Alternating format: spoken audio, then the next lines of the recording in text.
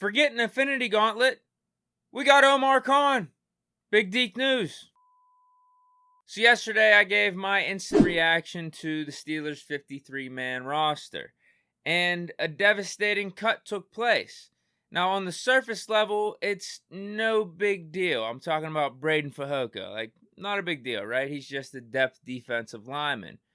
But once you dig a little bit deeper, you realize he was the 6th Infinity Stone for the Tomlin family Infinity Gauntlet. The bloodline connection was him and Chris Kimoyatu, but now that he's no longer on the team, that leaves Tomlin with only 5 family Infinity Stones. Gauntlet now incomplete. And not gonna lie, I was concerned for a second. Like, what happens now? I was relying on that gauntlet to provide us with some extra juice throughout the season. Like Tomlin would become undefeated in his challenge calls, or even impeccable with his clock management late in games. Maybe even Tomlin could have convinced J.J. Watt to come out of retirement midseason if needed. Reality can be whatever I want. Hell, I mean, we got to see the early signs of the gauntlet power in preseason with all the family bloodlines players balling out, and then you see the offense, the first team offense, going 5 of 5, 5 series, 5 touchdowns. The first team defense was balling out. But after today, I'm convinced we don't need the gauntlet anyway. Or at least the 5 Infinity Stones that we do have will suffice, because we got something, or rather someone, even more powerful.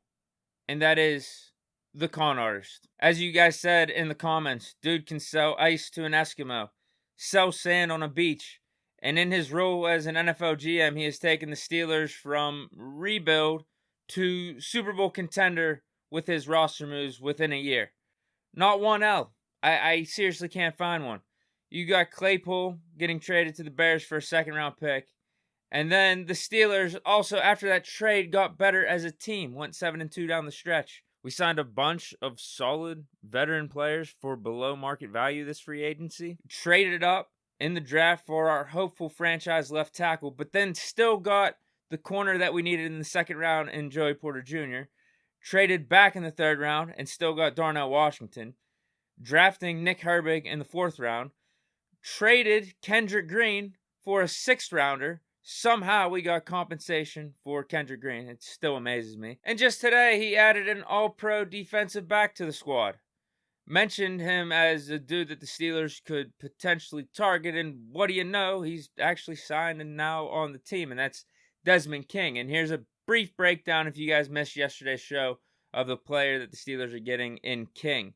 He's a 6-year veteran, again, all-pro in 2018, and I will admit that title is a little misleading because that was for special teams, not as a cornerback, but has bounced around the league a little bit, going from the Chargers to the Titans, and then last 2 years with the Texans, but has played good throughout all those stops. His last year in Houston, played 334 snaps in the slot, 505 outside, so has versatility there.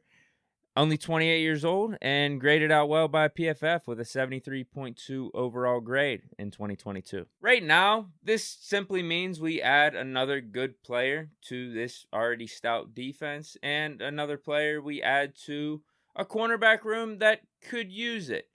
I don't think we were desperate for anything, but at the same time, we weren't against making any additions or upgrades either. Now, I don't know what this means for guys like Elijah Riley, James Pierre, Chandon Sullivan, guys in the secondary that were also on the bubble, but did ultimately make the roster yesterday, because I believe to bring King on, we're going to have to open up a roster spot. Now, that could simply mean that we trade Braden Mann because we currently have 2 punters on the roster, and then it would be a clean swap where we bring in King, we trade Braden Mann for a draft pick or something, and that's that. You have King, Chandon Sullivan, James Pierre, and Elijah Riley. You have those 4 players duking it out for playing time. But no matter what, I don't think there is a bad thing that you could say about this signing, really. But I think that's it for this edition of Big Deke News on a Tuesday. Did my instant react to the 53-man roster yesterday on Bleach Report, reposted the video. So if you guys want like a more in-depth breakdown of the Steelers' final cuts, you could check out that video. But man, yeah, this is just awesome. And what's crazy is, before I sign off, this was just a thought that popped up. It feels like guys that we're speculating about the Steelers targeting or signing or trading for are actually possibilities. Whereas, no offense, but with the Colbert era, anytime you bring up a name, it feel like pie in the sky. Like, remember when Darrelle Revis was available for a stretch of time? He was still in his prime too. It was like, yo, should we bring back Revis home? We need a cornerback. It makes a lot of sense, but it never happened. Right now, I feel like if a guy of Darrelle Revis' caliber is available, that we actually legitimately have a chance to bring him here to Pittsburgh, or just anyone that could bring value to the team. I think there is legitimate chance that we sign him and bring him in, because that's the type of moves that Omar Khan is making. Like, Mike Tomlin wasn't messing around, that this dude is aggressive and will sign players that he thinks are going to help this team. No nonsense, straight to the point. And that's that. But yeah, I'm excited about the 53-man roster. Like, I think we got a good team. Excited that Omar Khan is still making moves like this, turning over every stone, and excited for the season to start. But let me know your thoughts of the Desmond King signing down below. Do you think the Steelers are done? What do you think Omar Khan has up his sleeve next? But yeah, stay chilling on, what day is it? Wednesday. Peace.